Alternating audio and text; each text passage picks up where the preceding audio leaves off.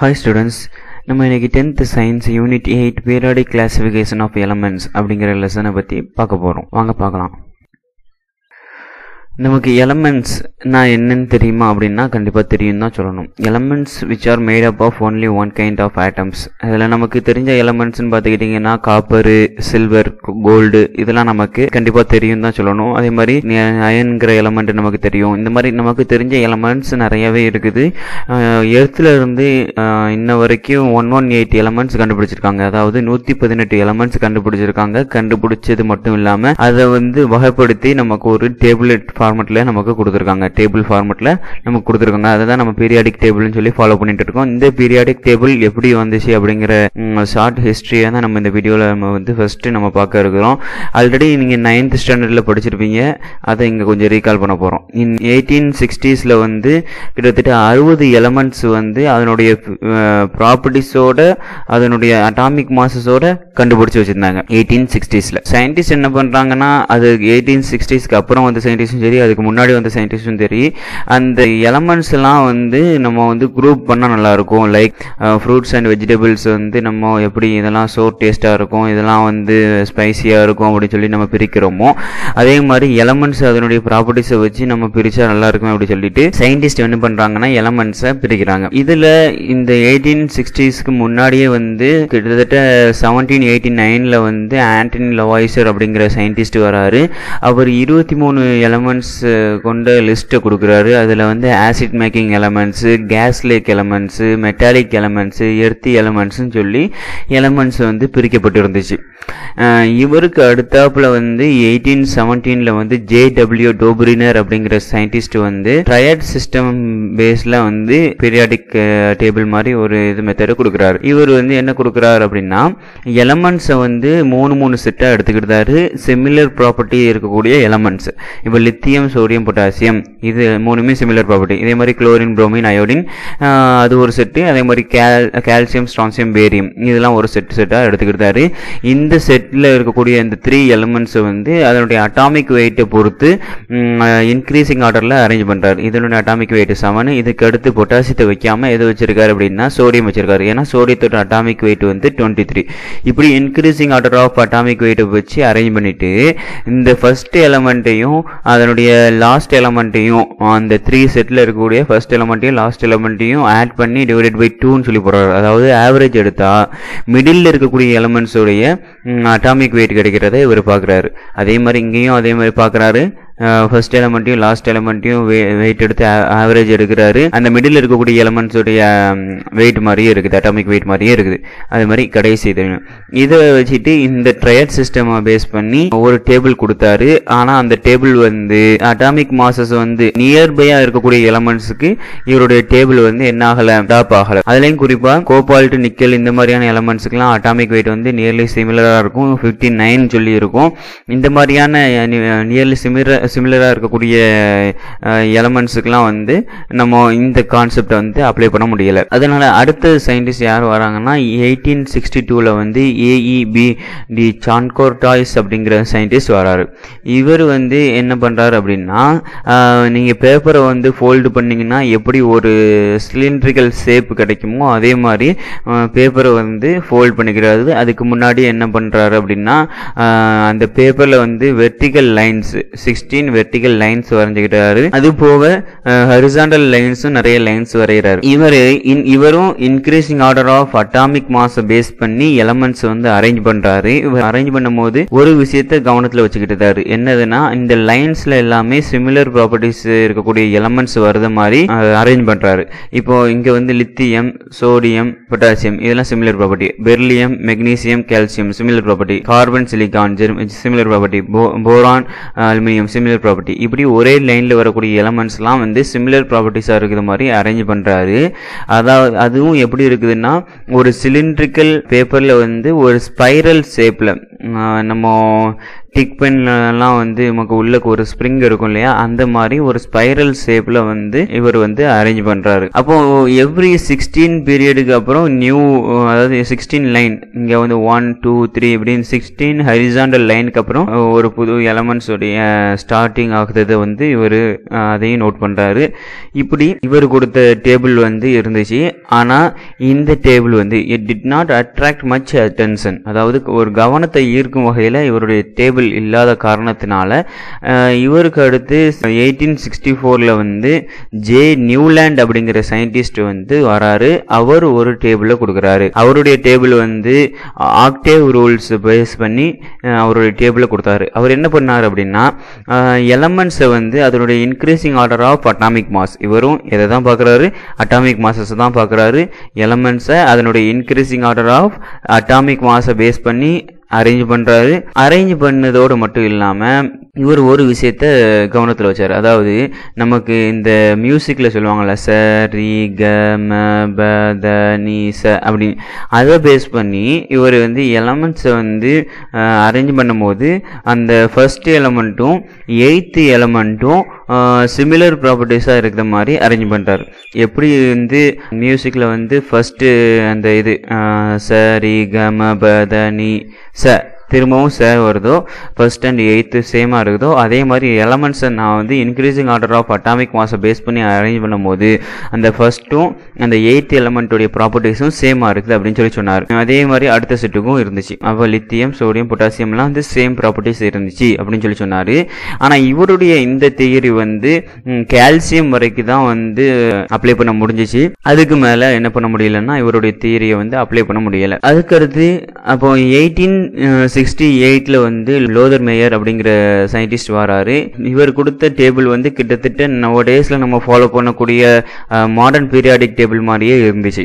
இவர் என்ன பண்ணார் அப்படின்னா, ஒரு சில எக்ஸ்பெரிமெண்ட் பண்ணி அட்டாமிக் மாசஸுக்கும் எலமெண்ட்ஸ் உடைய physical properties, atomic volume, melting point, boiling point, இந்த மாதிரி இதனுடைய ப்ராப்பர்ட்டிஸுக்கும் இடையில கிராஃப் பிளாட் பண்ணாரு. அந்த கிராஃப் வச்சு என்ன பண்ணாரு அப்படின்னா ஒரு டேபிள் கொடுத்தாரு. அந்த டேபிள்ல வந்து increasing order of atomic mass base பண்ணி தான் இருந்துச்சு. அதே மாதிரி அந்த டேபிளில் வந்து ஒரே லைனில் இருக்கக்கூடிய எலமெண்ட்ஸ்லாம் சிமிலர் ப்ராப்பர்ட்டிஸில் கரெக்டாக இருந்துச்சு. இப்போ lithium, sodium, potassium, rubidium, caesium, இது எல்லாமே எனது சிமிலர் ப்ராப்பர்ட்டிஸ் இருக்கக்கூடியது. அதே மாதிரி beryllium, magnesium, calcium, strontium, barium, இதெல்லாம் similar property. Zinc, cadmium, mercury, இது similar property. Copper, silver, gold, coinage எலமெண்ட்னு சொல்லுவோம், இது சிமிலர் ப்ராப்பர்ட்டி. இப்படி சிமிலர் ப்ராப்பர்ட்டிஸ் இருக்கக்கூடிய எலமெண்ட்ஸ்லாம் ஒரே ரோல இருக்கக்கூடியதை நம்மளால பார்க்க முடிஞ்சிச்சு. ஆனால் இவருடைய டேபிள் வந்து அன்பார்ச்சுனேட்லி 1870 வரைக்கும் பப்ளிஷே ஆகலை. 1870 வரைக்கும் இவருடைய டேபிள் வந்து என்ன ஆகலை, பப்ளிஷ் ஆகலை. அதுக்கு முன்னாடி 1870க்கு முன்னாடி 1869ல் 1869ல் மெண்டலிஃப் அப்படிங்கிற சயின்டிஸ்ட் வராரு. அப்போ இவர் வந்து 1870க்கு முன்னாடி இவருடைய டேபிள் கொடுத்ததுனால இவருடைய டேபிளை வந்து வேர்ல்டு வைடா அக்செப்ட் பண்ணிக்கிட்டாங்க. இவருடைய டேபிளும் கிட்டத்தட்ட இவரே மாதிரி தான். என்னதுன்னா இவர் வந்து பீரியாடிக் லா அப்படிங்கிற ஒரு விஷயத்தையும் சொல்றாரு. என்ன சொல்றாரு அப்படின்னா, the properties of elements are periodic functions of their atomic weight அப்படின்னு சொல்லி சொல்றாரு. அதாவது எலமெண்ட்ஸை வந்து நம்ம வந்து அரேஞ்ச் பண்ணக்கூடிய சமயத்தில் அதனுடைய பிசிக்கல் ப்ராப்பர்ட்டிஸ் வந்து ரிப்பீட் ஆகுது அப்படின்னு சொல்லி சொன்னார். அதுதான் பீரியாடிக் ஃபங்க்ஷன் சொல்கிறோம். பீரியாடிக் ஃபங்க்ஷன்னா properties of elements are repeat ஆகுது அப்படின்னு சொல்லி சொன்னார். இவர் என்ன பண்ணார் அப்படின்னா, எலமெண்ட்ஸ் எல்லாம் வந்து அவருடைய வீட்டில் இருக்கிற செவுத்தில் வந்து எழுதி வச்சுக்கிட்டாரு. ஃபர்ஸ்ட் எலமெண்ட்ஸ் இப்போ வரைக்கும் அவர் பீரியட் வரைக்கும் கண்டுபிடிச்ச எலமெண்ட்ஸ் செவுத்தில் எழுதி வச்சுக்கிட்டு அந்த எலமெண்ட்ஸுக்குரிய அட்டாமிக் மாசஸையும் அது பக்கத்துலேயே எழுதுறாரு. எழுதிட்டு அந்த அட்டாமிக் மாஸை பேஸ் பண்ணி எலமெண்ட்ஸ் அப்படியே லைனாக என்ன பண்ணுறாரு அப்படின்னா அரேஞ்ச் பண்ணிட்டு ஒவ்வொரு எலமெண்ட்ஸையாக எடுத்து வைக்கிறாரு. அதாவது ஃபர்ஸ்ட் ஹைட்ரஜன் எடுத்து வச்சுக்கிறாரு. அதுக்கு கீழே அடுத்த எலமெண்ட்ஸை ஹீலியத்தை எடுத்து இந்த இடது பக்கம் வைக்கிறாரு.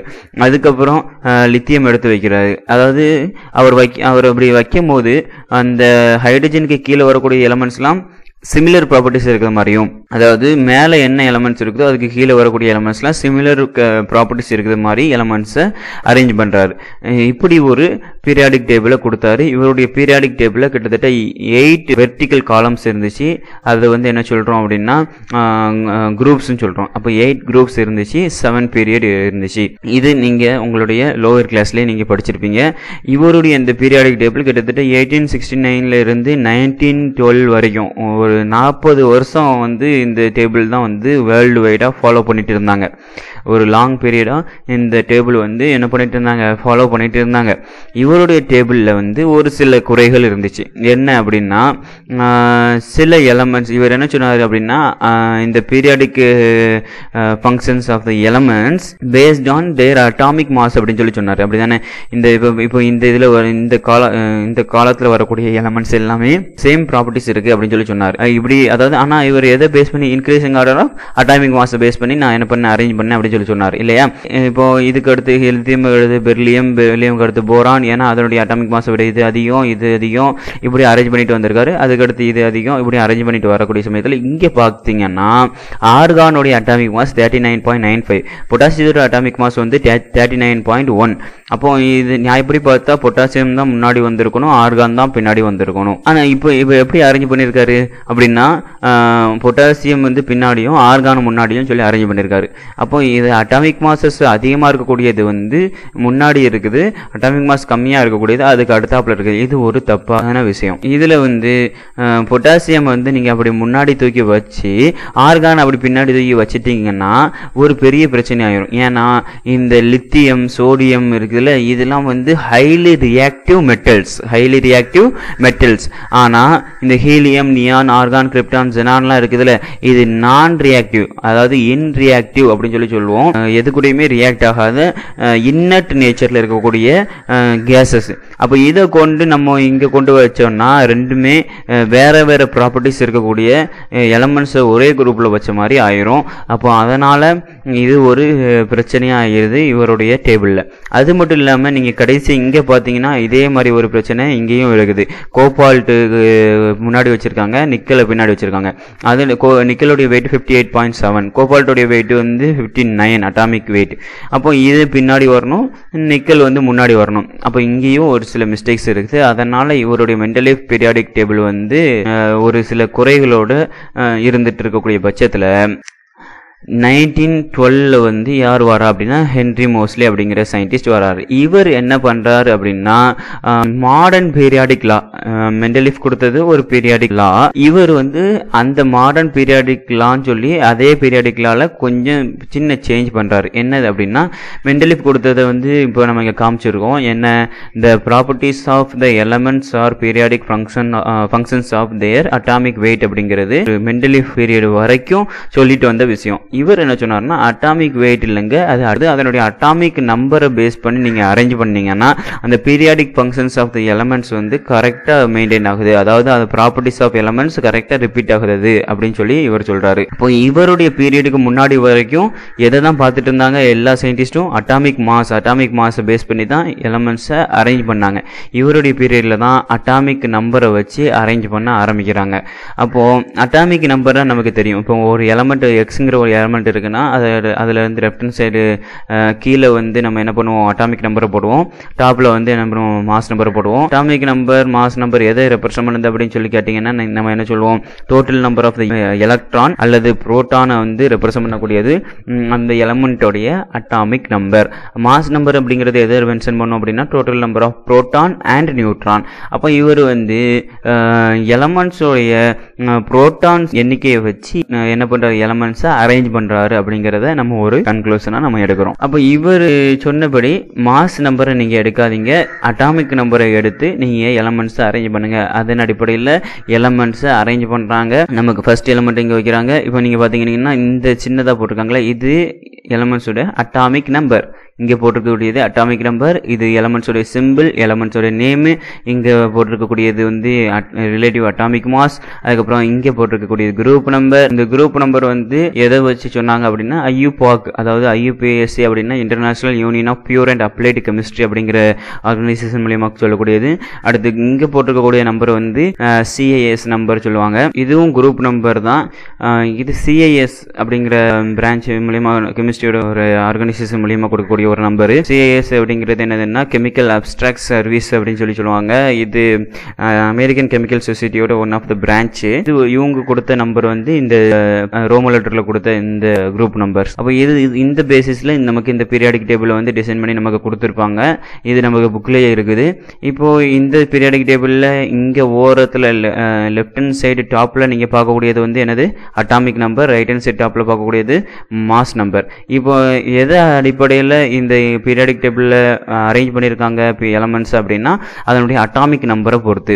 ஹைட்ரஜன் 1, அதுக்கடுத்து ஹீலியம், அதுக்கடுத்து லித்தியம், பெர்லியம், அதுக்கடுத்து boron, carbon, nitrogen, oxygen, fluorine, neon அப்படின்னு சொல்லி நீங்கள் அதனுடைய அட்டாமிக் நம்பரை நீங்கள் பார்த்தீங்கன்னா அப்படியே இன்க்ரீசிங் ஆர்டரில் கரெக்டாக அரேஞ்ச் பண்ணியிருப்பாங்க. சரிங்களா? இப்போ இந்த பீரியாடிக் டேபிளை பற்றி நம்ம பார்க்க போகிறோம். இந்த பீரியாடிக் டேபிளில் என்னென்ன விஷயங்கள் இருக்குது அப்படின்னு சொல்லி 10th புக்கு கையில் வச்சுருந்தீங்கன்னா அதையும் கையில் வச்சு பார்த்துட்டே வாங்க. இப்போ ஃபர்ஸ்ட்டு நமக்கு தெரிய வேண்டியது பீரியாடிக் டேபிளில் ஹரிசாண்டலாக இருக்கக்கூடியதை வந்து நம்ம என்ன சொல்லுவோம், பீரியட்ஸ்னு சொல்லுவோம். Horizontal rose are called periods, vertical columns are called groups அப்படின்னு சொல்கிறோம். இப்போ நமக்கு பீரியட்ஸ்னா என்னன்னு தெரிஞ்சிருச்சு, குரூப்ஸ்னா என்னன்னு தெரிஞ்சிருச்சு. சரிங்களா? இப்போ எத்தனை பீரியட்ஸ் நமக்கு இங்கே இருக்குது பீரியாடிக் டேபிளில் அப்படின்னு பார்த்துக்கிட்டிங்கன்னா 7 பீரியட்ஸ் இருக்குது. சரிங்களா? 7 பீரியட்ஸ் நம்ம இங்கே காமிச்சிருக்கோம். இது ஒரு பீரியட், அடுத்து 2வது பீரியட், இது 3வது பீரியட், இது 4வது பீரியட், இப்படின்னு சொல்லி 7 பீரியட்ஸ் இருக்குது. எத்தனை குரூப்ஸ் இருக்குது, அதாவது வெர்டிக்கல் காலம்ஸ் இருக்குது அப்படின்னா 18 வெர்டிக்கல் காலம்ஸ் இருக்குது. அந்த நம்பரை நம்ம இங்கே காமிச்சிருக்கோம். சரிங்களா? 18 வெர்டிக்கல் காலம்ஸ் இருக்குது. அப்போ 7 பீரியட்ஸ் 18 குரூப்ஸ் இருக்குது அப்படின்னு சொல்லி நம்ம சொல்கிறோம். அடுத்து இந்த பீரியாடிக் டேபிளை வந்து நீங்கள் 4 பெரிய பிளாக்ஸை நீங்கள் என்ன பண்ண முடியும் அப்படின்னா பிரிக்க முடியும். ஃபர்ஸ்ட் இந்த 2 குரூப்பையும் சேர்த்து நீங்கள் S பிளாக் எலமெண்ட்ஸ் அப்படின்னு சொல்லலாம். அடுத்து இன்பிட்வீனில் இருக்கக்கூடிய இந்த 10 குரூப்ஸையும் சேர்த்து D பிளாக் எலமெண்ட்ஸ்னு சொல்லலாம். அடுத்து இந்த 6 குரூப்ஸையும் சேர்த்து நீங்கள் வந்து P பிளாக் எலமெண்ட்ஸ்னு சொல்லலாம். இங்கே இருக்கக்கூடிய இந்த எலமெண்ட்ஸ் எல்லாத்தையும் சேர்த்து நீங்கள் F பிளாக் எலமெண்ட்ஸ் அப்படின்னு சொல்லலாம். இது ஏன் இப்படி சொல்கிறாங்க அப்படிங்கிற விஷயத்தை பின்னாடி வர வர உங்களுக்கு புரியும். அடுத்து இப்போ ஃபர்ஸ்ட் பீரியட் அப்படின்னு சொல்லி எடுத்துக்கிட்டிங்கன்னா அதில் வந்து 2 எலமெண்ட்ஸ் பிளேஸ் பண்ணியிருக்காங்க, அதாவது ஹைட்ரஜனையும் ஹீலியமும். அதாவது ஃபர்ஸ்ட் பீரியடில் 2 எலமெண்ட்ஸ் இருக்குது, ஹைட்ரஜனும் ஹீலியமும். அடுத்து செகண்ட் பீரியடுன்னு சொல்லி வரக்கூடிய பட்சத்தில் அதில் எத்தனை எலமெண்ட்ஸ் பிளேஸ் பண்ணியிருக்காங்க அப்படின்னு பார்த்தீங்கன்னா கிட்டத்தட்ட 3 எலமெண்ட் அட்டாமிக் நம்பர் 3ல இருந்து 10 வரைக்கும் பிளேஸ் பண்ணியிருக்காங்க. ஒரு 8 எலமெண்ட்ஸை நீங்கள் இந்த இடத்துல நீங்கள் பார்க்க முடியும். லித்தியமில் இருந்து நியான் வரைக்கும் ஒரு 8 எலமெண்ட்ஸு செகண்ட் பீரியடில் பிளேஸ் பண்ணியிருக்காங்க. அதுக்கடுத்து வந்து தேர்ட் பீரியடில் நீங்கள் எடுத்து பார்த்தீங்கன்னா அட்டாமிக் நம்பர் 11ல இருந்து அட்டாமிக் நம்பர் 18 வரைக்கும், அதாவது சோடியத்தில் இருந்து ஆர்கான் வரைக்கும் பிளேஸ் பண்ணியிருக்காங்க. இதில் கிட்டத்தட்ட உங்களுக்கு 8 எலமெண்ட்ஸ் இருக்கிறத நீங்கள் பார்க்க முடியுது. அதுக்கடுத்து ஃபோர்த் பீரியட்னு வரக்கூடிய பட்சத்தில் அட்டாமிக் நம்பர் 19ல இருந்து அட்டாமிக் நம்பர் 36 வரைக்கும், அதாவது பொட்டாசியத்தில் இருந்து கிரிப்டான் வரைக்கும் எலமெண்ட்ஸை பிளேஸ் பண்ணியிருக்கிறத உங்களால் பார்க்க முடியும். இது ஃபோர்த் பீரியடில். சரிங்களா? இதில் வந்து கிட்டத்தட்ட வந்து 18 எலமெண்ட்ஸ் இருக்கிறத நீங்கள் பார்க்கலாம் பொட்டாசியத்தில். இதில் இருந்து இது வரைக்கும் நீங்கள் எலமெண்ட்ஸ் எண்ணி பார்த்தீங்கன்னா 18 எலமெண்ட்ஸ் இங்கே இருக்கும். இதுக்கடுத்தும் 5th பீரியட்லேயும் உங்களுக்கு 18 எலமெண்ட்ஸ் இருக்குது. அந்த 18 எலமெண்ட்ஸ் ருபீடியத்தில் ஆரம்பித்து ஜெனானில் முறையுது இந்த 5th பீரியடில். அதோடைய ருபீடியத்தோட அட்டாமிக் நம்பர் 37, ஜெனானோடைய அட்டாமிக் நம்பர் 54. இது வரைக்கும் உள்ள எலமெண்ட்ஸ் நம்ம 5th பீரியடில் இருக்கக்கூடிய எலமெண்ட்ஸ் அப்படின்னு சொல்கிறோம். அடுத்து 6th பீரியட்னு வரக்கூடிய பட்சத்தில் அங்கே வந்து நிறைய எலமெண்ட்ஸ் இருக்குது. அட்டாமிக் நம்பர் 55ல இருந்து அட்டாமிக் நம்பர் 86 வரைக்கும். சரிங்களா? அட்டாமிக் நம்பர் 55ல இருந்து அட்டாமிக் நம்பர் 86 வரைக்கும் சிசியத்தில் ஆரம்பித்து ரேடான் வரைக்கும் கிட்டத்தட்ட 32 எலமெண்ட்ஸ் வந்து இது 6th பீரியடில் இருக்குது. நம்ம நீங்கள் இங்கே பார்த்து எண்ணக்கூடியது வந்து நீங்கள் இப்படி எண்ணினீங்கன்னா இங்கே நீங்கள் எத்தனை எலமெண்ட்ஸ் தான் எண்ணி எடுக்க முடியும்னா 18 எலமெண்ட்ஸ் தான் என்ன எடுக்க முடியும். ஆனால் இந்த இடத்துல குறிப்பாக இந்த இடத்துல வந்து லேந்தனத்தில் இருந்து லுட்டீசியம் வரைக்கும் கிட்டத்தட்ட 14 எலமெண்ட்ஸ் வந்து இந்த கேப்பில் மட்டும் இருக்குது. அதாவது இந்த இடத்துல 57 அட்டாமிக் நம்பர் 57லேருந்து 71 வரைக்கும் எலமெண்ட்ஸ் வந்து இந்த இடத்துல பிளேஸ் பண்ணியிருக்காங்க அப்படிங்கிறத நீங்கள் விளங்கிக்கிட்டீங்கன்னா இந்த 6th பீரியட் அப்படிங்கிறது ரொம்ப லார்ஜ் பீரியட், ரொம்ப பெரிய பீரியட் அப்படிங்கிறத உங்களால் விளங்க முடியும். இந்த 6th பீரியடில் வந்து ரொம்ப நிறைய எலமெண்ட்ஸ் இருக்குது. கிட்டத்தட்ட 32 எலமெண்ட்ஸ் இங்கே பிளேஸ் பண்ணியிருக்காங்க. இதில் குறிப்பாக நார்மல் எலமெண்ட்ஸ் வந்து 8 எலமெண்ட்ஸ் இருக்கும். அதாவது இங்கே 2 எலமெண்ட்ஸு, அதுக்கப்புறம் இங்கே ஒரு 6 எலமெண்ட்ஸு.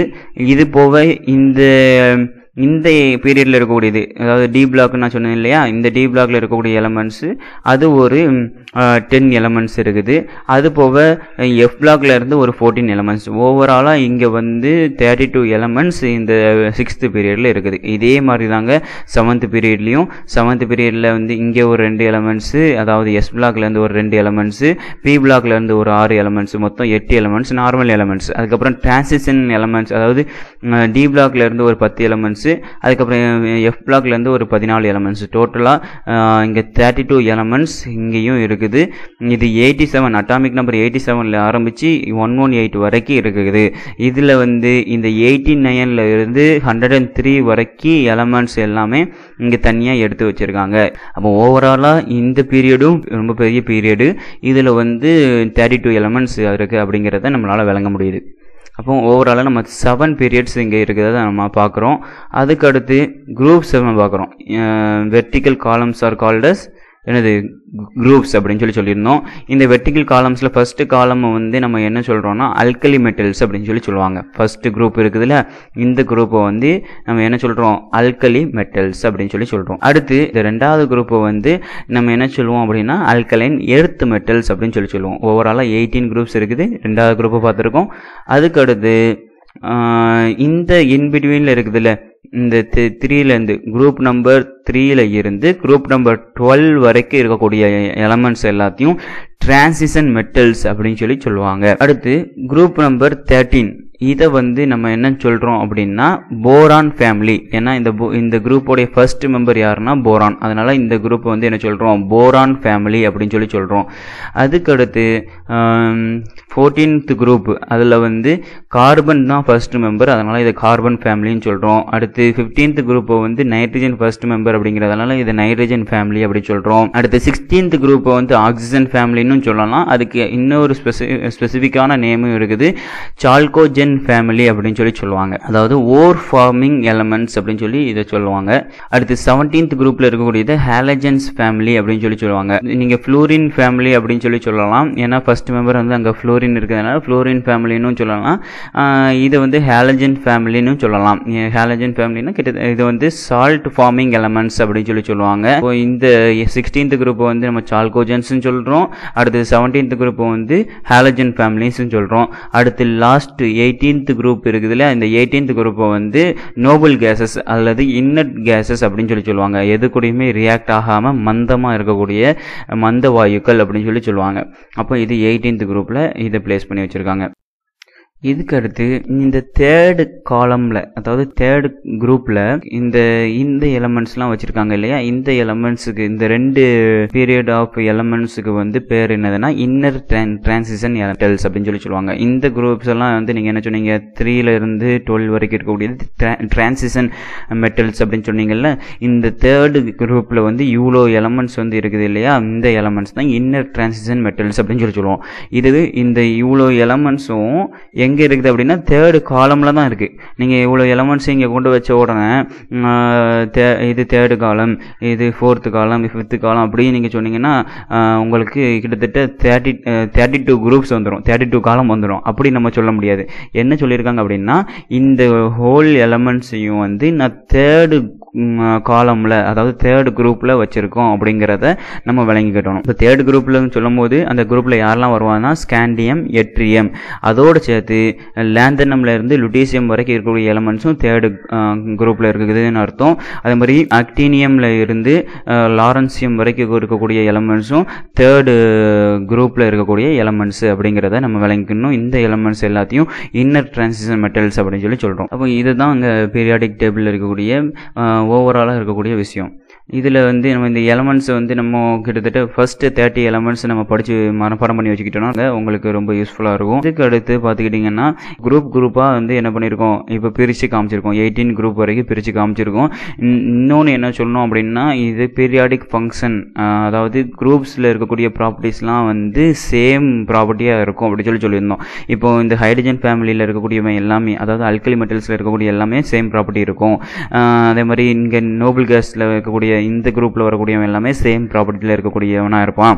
இப்படி ஒவ்வொரு குரூப்பாக நீங்கள் எடுக்கும் போது அவங்க எல்லாமே சேம் ப்ராப்பர்ட்டியில் இருப்பாங்க அப்படின்னு சொல்லியிருந்தோம். இதில் இந்த ஃபர்ஸ்ட் குரூப்பை எடுத்துக்கிட்டீங்க அப்படின்னா இதனுடைய ப்ராப்பர்ட்டிஸ் எப்படி வந்து சிமிலராக இருக்குது அப்படிங்கிற விஷயத்தை நம்ம தெரிஞ்சுக்கிடணும் அப்படின்னா நமக்கு அதுக்கு ஒரு பேசிக் தேவை. அந்த பேசிக் என்ன விஷயமோ அதை நான் உங்களுக்கு சொல்கிறேன். இப்போ ஒரு ஆட்டம்னு எடுத்துக்கிட்டிங்கன்னா அதனுடைய சென்டர் ஆஃப் த நியூக்ளியஸில் வந்து என்ன இருக்கும் அப்படின்னா நியூட்ரானும் புரோட்டானும் இருக்கும். அப்போ நியூட்ரானும் புரோட்டானும் ஒரு ஆட்டத்துடைய சென்டரில் இருக்குது, அதை பற்றி பிரச்சனை இல்லை. ஆனால் எலக்ட்ரான்ஸ் வந்து எங்கே இருக்குது அப்படின்னு கேட்டிங்கன்னா நம்ம என்ன சொல்லுவோம் அப்படின்னா electrons are revolving around the nucleus in a circular pathway. அந்த சர்க்குலர் பாத்வே தான் நம்ம செல் அப்படின்னு சொல்கிறோம் அப்படின்னு நம்ம சொல்லுவோம். இது வரைக்கும் நம்ம லோவர் கிளாஸ்லேயும் நம்ம படிச்சிருக்கோம். ஆட்டம் உள்ளக்க நியூட்ரான் புரோட்டானும் ஆட்டத்துடைய சென்டரில் இருக்குது. Electrons are revolving around the nucleus in a circular ஆர்பிட்டில் இருக்குது அப்படின்னு படிச்சிருக்கோம். இப்போ இதுக்கு அடுத்து புதுசாக நான் உங்களுக்கு ஒரு விஷயம் சொல்ல போகிறேன். இது நீங்கள் 11th ஸ்டாண்டர்டில் டீட்டெயிலாக படிப்பீங்க. ஆர்பிட் உள்ளக்க, அதாவது செல் உள்ளக்க சப்செல்ஸ்ன்னு சொல்லி ஒரு சில விஷயங்கள் இருக்கும். அதாவது ஃபர்ஸ்ட் செல்லுன்னு நீங்கள் எடுத்துக்கிட்டிங்கன்னா அந்த ஃபர்ஸ்ட் செல்லில் வந்து ஒரே ஒரு சப்செல் தான் இருக்கும். அந்த சப்செல் அதாவது ஆர்பிட்டுக்கு உள்ளக்க ஆர்பிட்டால் இருக்குன்னு சொல்கிறோம். இப்போ ஒரு கிட்டத்தட்ட ஒரு தெருவில் வந்து ஒரு வீடு இருக்குது. அந்த வீட்டு உள்ளக்க நிறைய ரூம்ஸ் இருக்குது. அந்த மாதிரி ஞாபகம் வச்சுக்கோங்க. இப்போ எக்ஸ்ன்னு ஒரு ஸ்டூடெண்ட் வந்து அவருடைய வீட்டில் வந்து அவர் எங்கே இருக்கார் அப்படின்னா அவர் 5ஆம் நம்பர் வீட்டில் மெயின் ஹாலில் இருக்காரு அப்படின்னு நம்ம சொல்லுவோம் இல்லையா. அதே மாதிரி ஒரு எலக்ட்ரான் வந்து எங்கே இருக்குன்னு நீங்கள் சொல்லணும்னா அதனுடைய அட்ரஸ் சொல்லணும்னா எத்தனாவது செல்லில் எந்த ரூமில் இருக்குது அப்படின்னு நம்ம சொல்ல போகிறோம்.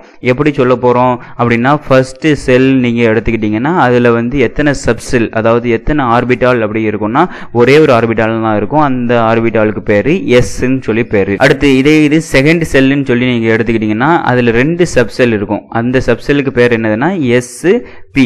எஸ்ங்கிற ஒரு சப்செல் இருக்குது, இன்னொரு சப்செல் பேர் பிங்கிற சப்செல். அது என்ன சொல்லுவோம், ஆர்பிட்டால் அப்படின்னு சொல்லுவோம். அடுத்து தேர்ட் செல்லு நீங்கள் எடுத்துக்கிட்டிங்கன்னா தேர்ட் ஆர்பிட்டில் s orbital, p orbital, d orbital அப்படிங்கிற 3 சப்செல்ஸ் இருக்குது. அந்த தேர்ட் செல்லில் 3 சப்செல்ஸ் இருக்குது. அதே மாதிரி ஃபோர்த் செல்லுன்னு வரக்கூடிய சமயத்தில் அங்கே வந்து 4 சப்செல்ஸ் இருக்கும். அதாவது SPDF, சரிங்களா, SPDF அப்படின்னு சொல்லியிருக்கும். அதே மாதிரி 5th செல்லையும் 4 சப்செல்ஸ் இருக்கும். இப்படி நமக்கு சப்செல்ஸ் வந்து போய்கிட்டே இருக்கும். இப்போ நான் உங்களுக்கு இன்னொரு விஷயத்த சொல்ல போகிறேன். என்னதுன்னா எஸ்ங்கிற சப்செல் இருக்கிற எஸ்ங்கிற ஆர்பிட்டாலில் வந்து எத்தனை எலக்ட்ரான் இருக்க முடியும். ஒரு ரூம்னு எடுத்துக்கிட்டிங்கனாலே அதுக்குன்னு ஒரு கெப்பாசிட்டி இருக்கும், அதில் எத்தனை மெம்பர்ஸ் தான் இருக்க முடியும்னு சொல்லி. அதே மாதிரி எஸ்ங்கிற ஆர்பிட்டால் உள்ளக்க 2 எலக்ட்ரான் வரைக்கும் நீங்கள் பிளேஸ் பண்ண முடியும். அதுக்கு மேலே எலக்ட்ரானை பிளேஸ் பண்ண முடியாது. பிங்கிற ஆர்பிட்டாலுக்குள்ள 6 எலக்ட்ரான் வரைக்கும் நீங்கள் பிளேஸ் பண்ண முடியும். டிங்கிற ஆர்பிட்டால் உள்ளக்க 10 எலக்ட்ரான்ஸ் வரைக்கும் பிளேஸ் பண்ணலாம். எஃப்ங்கிற ஆர்பிட்டாலில் வந்து 14 எலக்ட்ரான்ஸ் வரைக்கும் நீங்கள் என்ன பண்ணலாம், பிளேஸ் பண்ண முடியும். இப்போ இதன் அடிப்படையில் நான் இதை தான் நம்ம என்ன சொல்கிறோம் அப்படின்னா எலக்ட்ரானிக் கான்ஃபிகரேஷன் சொல்கிறோம்.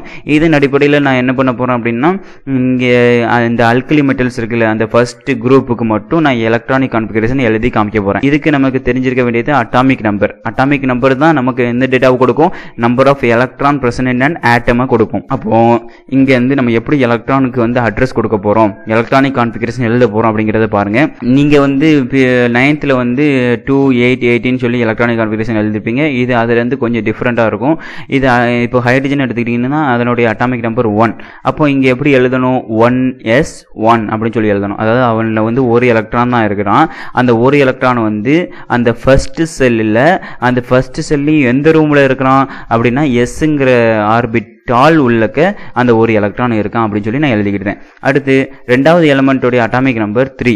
அப்போ 3ங்கும் போது என் கையில் 3 எலக்ட்ரான்ஸ் இருக்குது. அதை எப்படி பிளேஸ் பண்ணணும், இந்த ஆர்டரில் தான் பிளேஸ் பண்ணணும். அதாவது 1s ஃபில் பண்ணதுக்கப்புறம் 2s ஃபில் பண்ணணும், 2sக்கு அப்புறம் 2p, அடுத்து 3s 3p, அடுத்து 3dக்கு போயிடக்கூடாது. எதுக்கு வரணும், 4s ஃபில் பண்ணிட்டு தான் நீங்கள் 3dயை ஃபில் பண்ணணும்.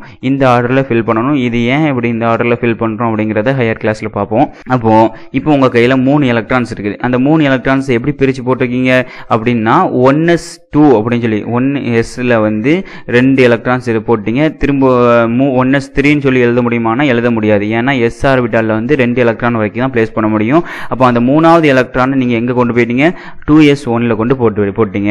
அப்போ ஃபர்ஸ்ட் செல்லில் s ஆர்பிட்டாலில் அதாவது எஸ்ங்கிற சப்செல்லில் 2 எலக்ட்ரான்ஸ் இருக்குது. அடுத்து ரெண்டாவது செல்லில் எஸ்ங்கிற சப்செல்லில் 1 எலக்ட்ரான் இருக்குது அப்படின்னு சொல்லிட்டோம். அடுத்து சோடியத்தோட அட்டாமிக் நம்பர் 11. அப்போ 11 சொல்லி வந்துச்சுன்னா அதனுடைய எலக்ட்ரானிக் கான்ஃபிகரேஷன் எப்படி எழுதணும் அப்படின்னா 1s2 அதில் 2 எலக்ட்ரான் போட்டீங்க. மிச்சம் உங்கள் கையில் வந்து 9 எலக்ட்ரான்ஸ் இருக்குது. அடுத்து 2s2ன்னு சொல்லி போடுறீங்க. அது போக உங்கள் கையில் 7 எலக்ட்ரான்ஸ் இருக்கும். அடுத்து 2p6ன்னு போட்ட உடனே உங்கள் கையில் மிச்சம் 1 எலக்ட்ரான்ஸ் இருக்கும். அதுக்கு அடுத்து எங்கே பிளேஸ் பண்ணணும் 3s1 அப்படின்னு சொல்லி பிளேஸ் பண்ணிட்டீங்க. அப்போ சோடியத்தோட எலக்ட்ரானிக் கான்ஃபிகரேஷன் நம்ம எழுதியாச்சு. இப்படி பொட்டாசியத்தோட அட்டாமிக் நம்பர் 19. அப்போ 1s2 2s2 2p6 3s2 3p6 4s1 இப்படி சொல்லி எழுதிட்டோம். அடுத்து ருபிடியத்தோட அட்டாமிக் நம்பர் 37. அப்போ இதில் 37 எலக்ட்ரான்ஸ் இருக்கும். அதை நான் எப்படி பிளேஸ் பண்ணுறேன் அப்படின்னா 1s2 2s2 2p6 3s2 3p6 4s2 அப்படி 3d10. அது 4s2 ஃபில் பண்ணதுக்கப்புறம் எங்கே போயிடணும் 3dக்கு போயிடணும். 3dயில் ஒரு 10 எலக்ட்ரான்ஸ் இப்படி பிளேஸ் பண்ணிகிட்டே வரேன். எனக்கு 5s1ல் முடியுது.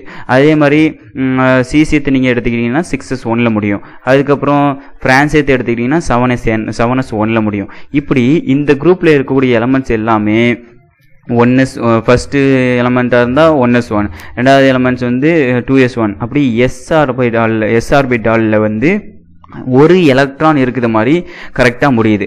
அப்போ அதனால் இது என்ன சொல்கிறோம்னா இந்த எலமெண்ட்ஸுக்கெலாம் வேலன்சி வந்து 1ன்னு சொல்லி சொல்கிறோம். இந்த எலமெண்ட்ஸில் வந்து கடைசி எலக்ட்ரான்ஸ் என்ன இருக்குது 1ன்னு சொல்லி முடிஞ்சிருக்கு.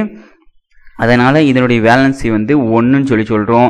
இதன் காரணத்தினால தான் இந்த குரூப்பில் வரக்கூடிய எலமெண்ட்ஸ் எல்லாமே சேம் ப்ராப்பர்ட்டிஸ் இருக்கக்கூடிய எலமெண்ட்ஸாக இருக்குது அப்படின்னு சொல்லி சொல்கிறோம். அப்போது எந்தெந்த குரூப்லாம் ஹேவ் ஐடென்டிக்கல் வேலன்ஸ் எலக்ட்ரானோ அதனுடைய ப்ராப்பர்ட்டிஸ் எல்லாம் கெமிக்கல் ப்ராப்பர்ட்டிஸ் எல்லாமே என்ன இருக்கும் சிமிலராக இருக்கும். இப்போ நம்ம பேக்ரவுண்டில் அந்த பிளர் பண்ணி வச்சுருக்கக்கூடியதை பாருங்கள். அந்த செகண்ட் குரூப்பாக இருக்கட்டும் அதனுடைய ப்ராப்பர்ட்டிஸ் எல்லாமே சிமிலராக இருந்ததுக்கு காரணம் என்ன அவனுடைய எலக்ட்ரானிக் கான்ஃபிகரேஷன் ஒரே மாதிரி இருந்ததுனால. அதே மாதிரி கடைசி குரூப்பாக இருக்கட்டும் கடைசி குரூப்பில் வந்து என்ன குரூப்பு அதை குரூப் 0 அப்படின்னு சொல்லுவாங்க. அதாவது இன்னட் கேஸ் குரூப்னு சொன்னோம் இல்லையா அது வந்து எது கூடயுமே ரியாக்ட் ஆகுதுன்னு சொன்னோம் இல்லையா. ஏன் எது கூடயுமே ரியாக்ட் ஆகுது அப்படின்னா நீங்கள் அதுக்கு அந்த கடைசி எலமெண்ட்டில் இருக்கக்கூடிய கடைசி குரூப்பில் இருக்கக்கூடிய எந்த எலமெண்ட்ஸுக்கு நீங்கள் எலக்ட்ரானிக் கான்ஃபிகரேஷன் எழுதி பார்த்தீங்கன்னாலும் அது கம்ப்ளீட்லி ஃபில்டு எலக்ட்ரானிக் கான்ஃபிகரேஷனை கொடுக்கும். இப்போ ஹீலியம்னா 1s2 அப்படின்னு சொல்லி s ஆர்பிட்டாலில் 2 எலக்ட்ரானில் இருக்கலாமா அந்த 2 எலக்ட்ரானை வச்சு மட்டும் எலக்ட்ரானிக் கான்ஃபிகரேஷனை கொடுக்கும். அப்படி நீங்கள் அந்த helium neon argon krypton xenon Radon அப்படிங்கிற அந்த நோபல் கேஸஸுக்கு நீங்கள் எப்படி எலக்ட்ரானிக் கான்ஃபிகரேஷன் எழுதுனீங்கனாலும் அது ஒரு கம்ப்ளீட்டாக இருக்கும். அதனால் அது வந்து என்னது ஹைலி அன்ரியாக்டிவ் நேச்சரில் இருக்குது அப்படின்னு சொல்லி சொல்கிறாங்க. அப்போ இதுதான் பீரியாடிக் டேபிளை பற்றியான பேசிக்கான விஷயம். இதுக்கப்புறம் நம்ம நெக்ஸ்ட் வீடியோவில் பீரியாடிக் டேபிளில் இருக்கக்கூடிய பீரியாடிசிட்டி அதாவது ப்ராப்பர்ட்டிஸ் ஒரு சில ப்ராப்பர்ட்டிஸை வந்து நம்ம டிஸ்கஸ் பண்ணுவோம். இந்த வீடியோவில் எதுவும் டவுட் இருந்துச்சுன்னா உங்களுடைய கமெண்ட் பாக்ஸில் கமெண்ட் பண்ணுங்கள். நம்ம அந்த டவுட்டை கிளாரிஃபை பண்ணுவோம்.